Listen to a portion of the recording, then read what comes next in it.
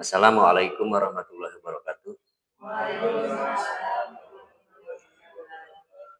Yang terhormat Bapak Kepala SDN Datar Kubang, rekan-rekan anggota komunitas belajar Kombel Daku SDN Datar Kubang yang saya hormati. Selamat datang di pertemuan Kombel hari ini, Rabu 12 Februari tahun 2025. Pada pertemuan kali ini akan kita bahas materi sesuai jadwal dan kesepakatan, yaitu mengenai peningkatan kualitas praktek pembelajaran. Untuk memulai kegiatan ini, mari kita awali dengan mengucap basmalah bersama-sama. Bismillahirrahmanirrahim.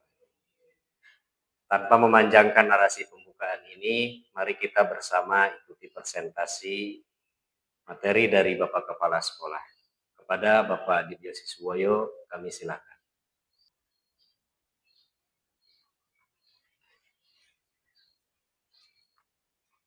Baik Bapak Ibu, Assalamualaikum warahmatullahi wabarakatuh. Rekan-rekan guru SD Negeri Datar Kubang yang saya hormati, pada kegiatan Kombel saat ini saya akan menyampaikan materi mengenai peningkatan kualitas praktik pembelajaran. Tujuan dari pembahasan materi ini, saya berharap agar Bapak Ibu dapat menerapkan peningkatan kualitas pembelajaran di kelas masing-masing. Baik, Bapak Ibu yang saya hormati,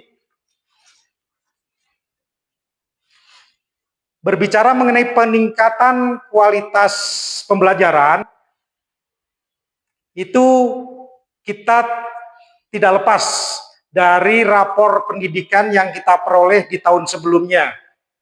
Mengapa?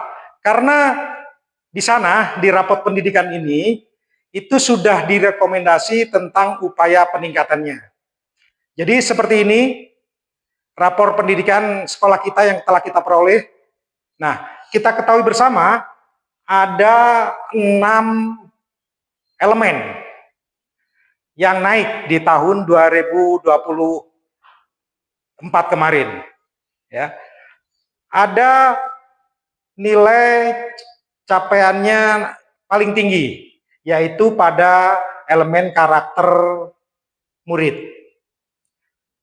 Walaupun ke-6 elemen ini naik, tapi masih ada yang turun atau yang kenaikannya tidak banyak, yaitu di kualitas pembelajaran. Nah,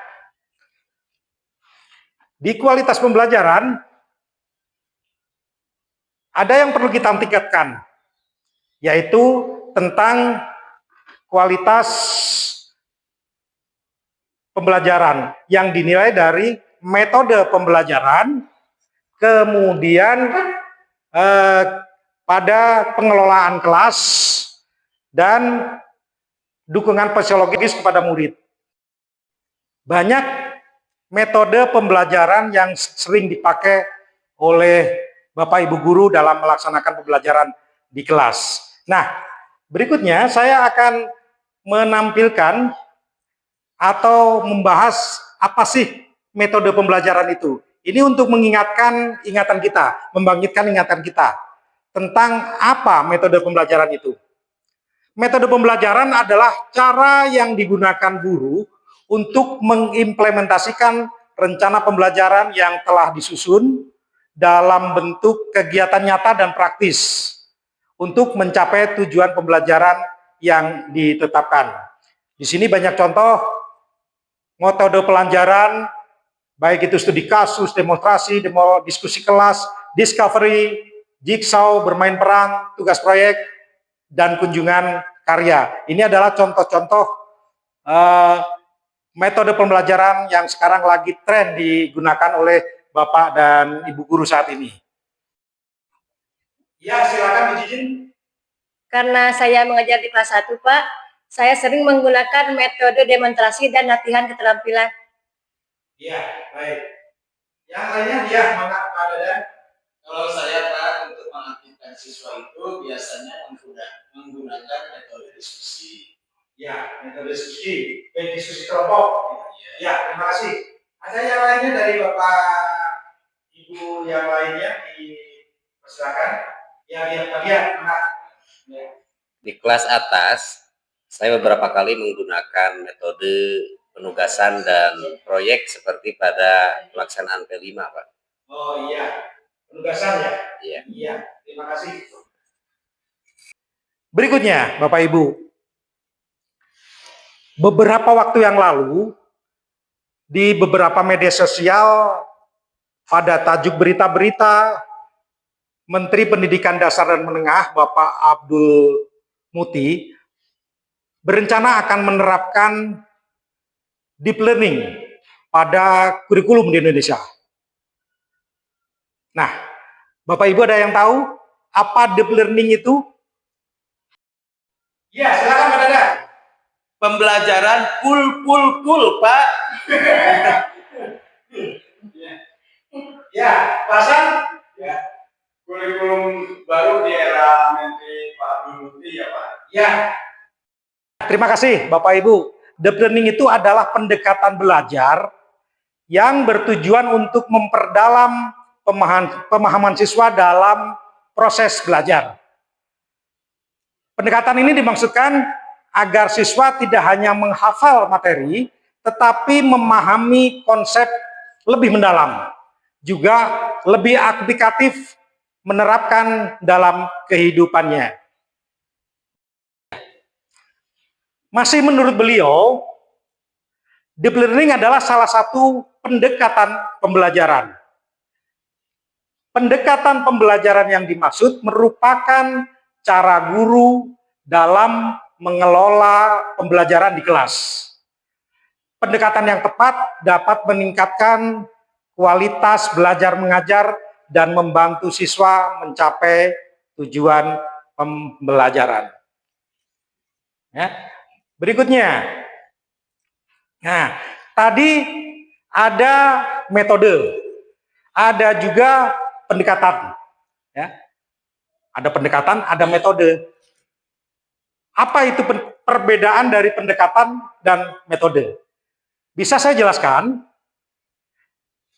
Pendekatan atau disebut approach itu lebih menekankan kepada strategi dalam perencanaan. Sedangkan metode pembelajaran lebih menekankan pada teknik pelaksanaannya. Berikutnya kita bahas mengenai deep learning tadi. Kembali kepada pengertian deep learning, bisa disimpulkan bahwa deep learning adalah sistem pembelajaran yang didesain untuk menguatkan pemahaman siswa melalui pendekatan yang lebih dalam. Atau juga, deep learning merupakan program pembelajaran yang dirancang untuk meningkatkan pemahaman siswa dengan berpikir kritis, eksplorasi, dan partisipasi aktif. Lalu apa tujuan dari deep learning ini, Bapak Ibu? Deep learning mempunyai tujuan memberikan pengalaman belajar yang lebih bermakna, sekaligus menyenangkan bagi siswa. Hal ini didukung oleh 3 pilar utama dalam pendekatan deep learning, yaitu mindful learning, meaningful learning, dan joyful learning. Baiklah, Bapak Ibu, selanjutnya saya akan menampilkan video pembelajaran yang telah dilakukan oleh Bu Sri. Mangga, silakan video ini disimak kaitannya metode dan deep learning yang ada di dalamnya. Baik, Bapak Ibu telah menyaksikan video pembelajaran Bu Sri tadi. Dari video pembelajaran tadi, apa pendapat Bapak Ibu? Saya, Pak. Iya, silakan Bu Jijin. Bu Sri sudah menggunakan perangkat media pembelajaran yang lengkap berupa perangkat IT, Pak. Iya, terima kasih. Selanjutnya dari yang lainnya, saya persilakan. Oh ya, silakan Bu Sri, si pelaku. Saya sudah menggunakan metode pembelajaran yang bervariasi pada pembelajaran tersebut, seperti ceramah, kemudian tanya jawab, dan diskusi, serta dan yang lainnya. Iya. Iya, silakan Pak Dadan untuk menanggapi. Begini Pak, dari video tersebut, Ibu Sri itu sudah melakukan pendekatan deep learning, yaitu pada aspek mindful learning, dengan mengajak siswa berdiskusi, membahas materi yang dikaitkan dengan kehidupan sehari-hari di lingkungan siswa. Itu Pak pendapat saya. Terima kasih. Saya Pak, Iya, saya persilakan dulu. dulu saya pernah mengajar dengan materi yang sama dengan Ibu Sri.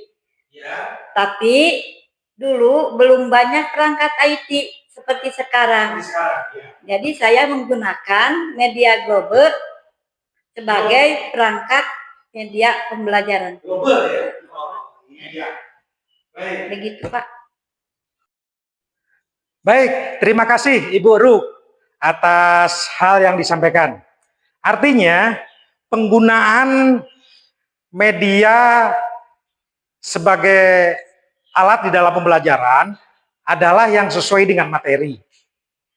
Terus, media itu dikuasai oleh guru dalam penggunaannya, serta ketersediaan di lembaga atau ketersediaan yang dilakukan oleh guru-guru. Baik Bapak Ibu,